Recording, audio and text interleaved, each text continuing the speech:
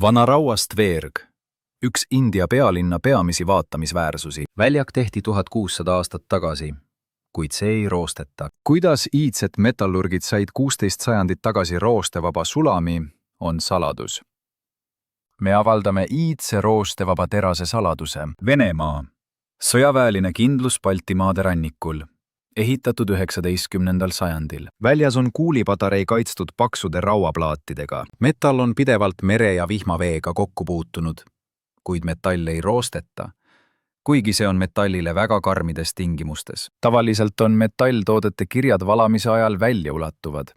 See on palju lihtsam kui hiljem kõva raua pealt eemandada. Jelli veerus olev kirjutis on võlts. See tehti hiljem. India raudkonstruktsioon ja Vene sõjaväe Befort on valmistatud samast raudmaterjalist, kasutades sama tehnoloogiat samal ajal 19. sajandil. Baremeti ehitusaeg oli õigesti märgitud ja rauast veergu peeti vanuseks 1,5 aastatuhandet. See on iidse roostevaba terase tehnoloogia saladus.